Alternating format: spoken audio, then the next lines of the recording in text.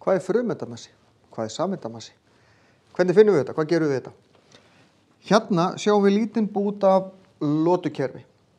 Það eru tvær tölur alltaf hérna, sætistala sem ekki með kommu og svo frumeindamassi sem með kommu. Frumeindamassi massi á einni frumeind. Ein svona þetta mörg U sem bara pínulítið úr broti, þetta 0,00000 eitthvað gram. Það mikið að pæla í því núna. En ef að ég spurður hver frumeindamassi súrefnis, ég ætlaði til dæmis að skrifa það bara hér, þá það, og þá fer ég í lotukerfið, 16,0 U. Frumeindamassa, einstakra frumeinda, við flettum því bara upp í lotukerfinu.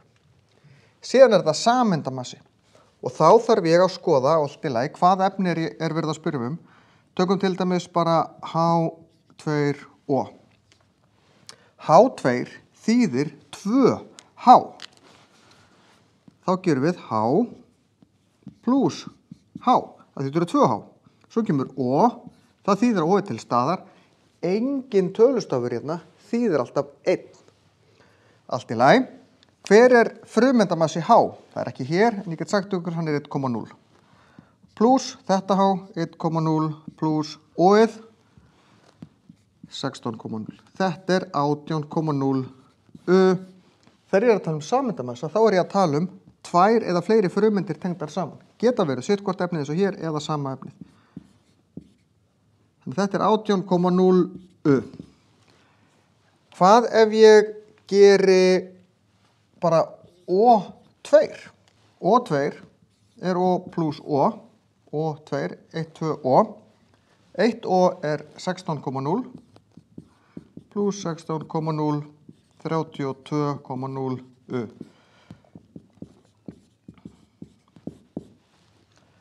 Þannig að það alveg sama, þó að frumeindirnar stækki, ef að taka eina stóra,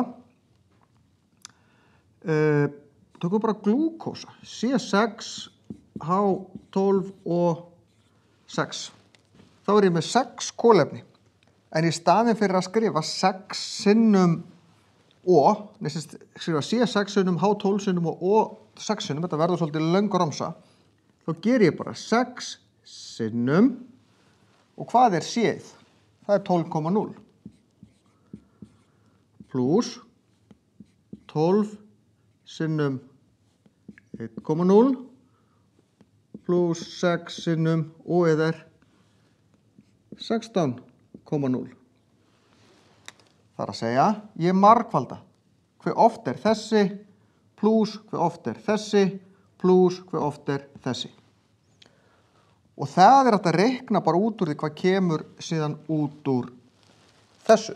Út úr þessu kemur 72,0 plus 12,0 plus 96 var það víst. Svo legg ég þetta bara saman og ég fæ út 180 U. What is atom mass and molecular mass? Atom mass is just the mass of one individual atom of a specific element. Here we have a small portion of the periodic table with the atomic number and the atomic mass. The one with the comma is always the atomic mass. The atomic number is always without a comma. If I'm asked what is the atomic mass of a particular element, I just find it in my periodic table. Here it's 16.0 U. U is the unit we use for atomic mass. But what if we have a compound like water? Then we need to figure out what is this compound made out of. This is hydrogen. H2 means 2 hydrogen. And then no number means 1. So it's 2 hydrogen atoms and an oxygen atom.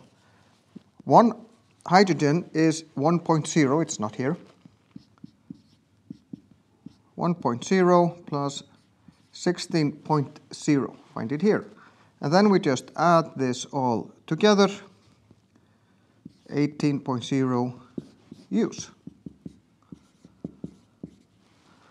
Same here, molecular mass, or sometimes known as mole mass, is not always with different elements. It can be the same element more than once. And then we just, this is O plus O, 16.0 plus 16.0, which is 32.0 use, 32.0 use. But what we have a big compound, this is glucose, then I'm not gonna write down C 6 times, H 12 times, O 6 times. Instead, I'm gonna go 6 times what carbon is, 12.0, plus 12 times hydrogen, 1.0, plus 6 times what oxygen is, 16.0. And this will give me 72, 16, and 96. Altogether 180 use. So this is how we either find atomic mass or calculate molecular mass.